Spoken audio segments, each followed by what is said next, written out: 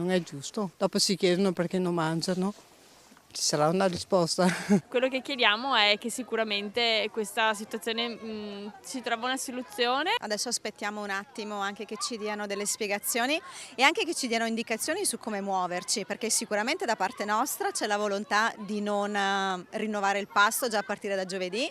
Quindi vediamo cosa succede quando tutti i genitori in massa si ritroverà la mensa con dei pasti disdetti. Spiegazioni e rassicurazioni, questo chiedono i genitori dei bambini che frequentano la scuola elementare di San Cipriano di Roncade dopo la scoperta di alcune larve nella pasta al ragù servita alla mensa scolastica. Ad accorgersene le maestre che hanno immediatamente segnalato l'accaduto a ULSS e Comune. È un fatto gravissimo che ci ha visto intervenire prontamente ieri. Sono usciti i nostri uffici, è uscito il biologo incaricato da noi, il quale ha prelevato un campione e mandato al SIAN per le verifiche del caso. Oggi sono intervenuti anche i NAS, ci sono delle indagini in corso. Il Comune assicura di aver monitorato l'operato della ditta incaricata del servizio mensa con una quarantina di controlli dall'inizio dell'anno scolastico. Che derivano da segnalazioni da parte delle famiglie, da parte dei referenti mensa, ma anche dei controlli fatti a campione da parte nostra, da parte dell'assessore che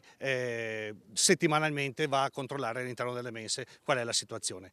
Questi controlli in base al capitolato hanno portato anche a delle penalità. Nel pomeriggio il sindaco ha convocato un tavolo urgente con i responsabili della ditta e con l'istituto comprensivo in attesa dell'esito delle analisi effettuate sui campioni prelevati. Saranno fondamentali, indipendentemente che questa tipologia di verme fosse stata già presente nell'alimento, fosse caduta non so da dove. A me non interessa, quello che mi interessa è la salute dei miei ragazzi, quindi l'azienda mi deve dare delle risposte veloci. Sul caso interviene anche la CGIL che chiede un incontro urgente con il comune e la scuola per fare chiarezza sulla situazione della mensa. Intanto emerge che lo scorso 12 febbraio, durante il pranzo, nella mensa della scuola elementare di Fagarè di San Biagio di Callalta, una bambina ha trovato in una polpetta un pezzo di plastica. Il comune si è subito mobilitato segnalando l'accaduto alla ditta incaricata, la stessa di San Cipriano, e all'ULSS 2. Che da subito ha avviato i relativi procedimenti, incaricando anche il NAS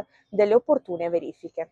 Dalle risultanze dei NAS però non è emerso alcuna anomalia nei procedimenti che si verificano al centro di cottura. Siamo in attesa di ulteriori sviluppi, il nostro controllo e la nostra attenzione sono sempre massimi.